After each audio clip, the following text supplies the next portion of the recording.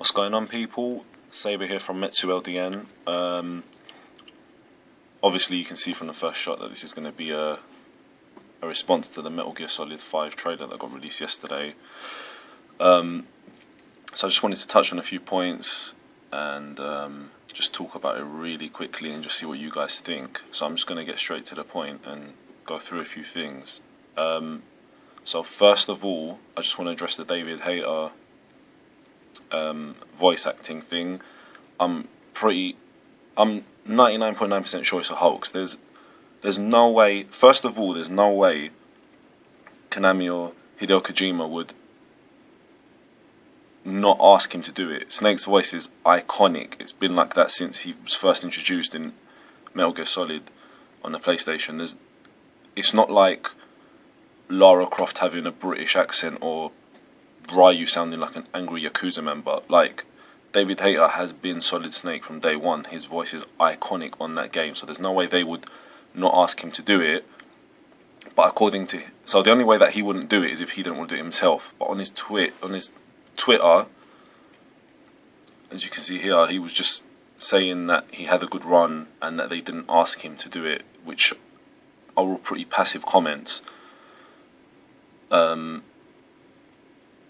And that just leads me to believe that it's pretty much a setup. There's no way that I can see them not asking him to be Snake.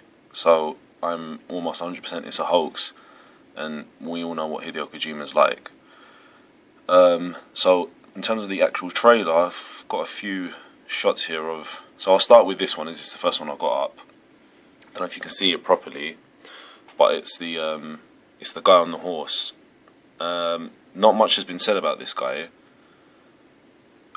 There's a few ideas going out. Possibly that is Revolver Ocelot. Obviously he's got the the white hair and it's starting to get long, and obviously it's going to be before MGS1 looking Ocelot, but after kind of young Ocelot. If it's not him, then it's going to be somebody else kind of important. I can't see him being in the reveal trailer as coming out of nowhere if there wasn't some sort of importance to him. So secondly, this bit was quite interesting. So we've got the man in the bandages that you're actually looking. It's from his view. Now, the bandage guy, Ishmael, which is what he calls himself in the gameplay trailer if you watch it, there's a couple theories going out that he's actually not real and he's just part of Snake's subconscious. That could be true in the actual hospital part where you've got your crane arm, but in this shot, they say that Snake stabilized, but he's in a coma, and then Miller looks up and he says, "What about him?" So he's obviously talking about another person that's there. So there is another person there, which is probably the man in bandages. So at this point, it could be Grey Fox, it could be somebody else, but at this point, he's real. Whether or not he's part of Snake's subconscious in the post Ground Zero's part of the game, we don't know. This is really starting to get to me now, because the V has come to part that has been said twice now is obviously very important, but this hasn't been mentioned as much.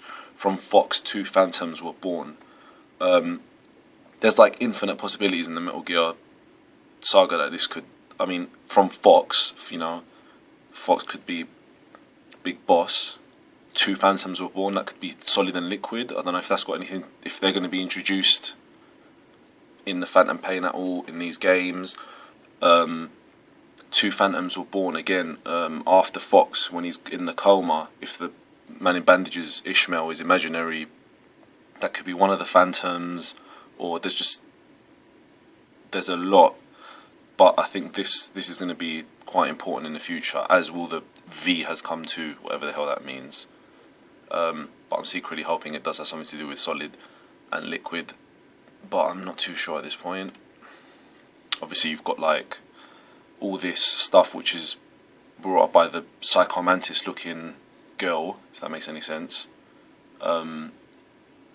Whether or not it's a young Psycho Mantis, the one that she floats up into, or he floats up into the ceiling, and then all this madness happens with the fire, and then this huge looking guy, which I think is just a hallucination, along with the whale and the horse and everything. I think they're brought on by this psychic, which could be a young Psycho Mantis, or it could be Paz from Peace Walker.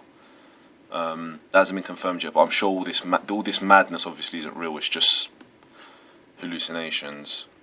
Let me see what other links I've got open so I don't forget anything.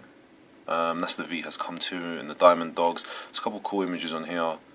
Just shows Snake's metal hand. In terms of the timeline of the game, it's obviously after Peace Walker. Whether or not it comes straight after Peace Walker, or it's after MG2, after Snake's beaten Big Boss, I don't know.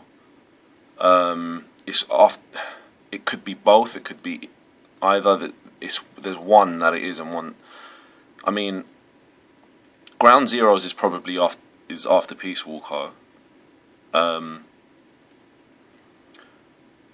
Because I read somewhere that in the Metal Gear story, Big Boss goes into 2 comas in his lifetime. One of them's the long one, which is 9 years, which is what this game's talking about, and the other one was for a year, and that was after MG2, after Snake beats him, and he goes into a coma before anything happens. But the timelines are really starting to get messed up now. They're really starting to overlap and mesh a bit, so I think they need to clarify a few things. I mean, it would make sense if it was if the Phantom Pain part was after MG2 and the Ground Zeroes part was after Peace Walker, but obviously I'm just going to keep having this obviously during that time period. But I have a feeling this game isn't going to be a straightforward timeline. I have a feeling, because they're going to be 2 separate games. Ground Zeroes is going to be a prologue, they said, to Phantom Pain. And within Ground Zeroes and within Phantom Pain, we don't know if there's going to be time jumps between them. So I have a feeling that both games are going to span, well, obviously they're going to span a long time because he was in a coma for 9 years in between. But there's going to be some time jumping between the games, but up to which points you're just going to have to guess from Peace Walker till Metal Gear Solid 1, between that time. And we'll just finish up with the actual official logo, which the internet pretty much got spot on after the Phantom Pain trailer, and the Metal Gear Solid 5 logo is in there. But I wanted to keep this one under 10 minutes, so it was just a quick first thoughts after seeing the trailer.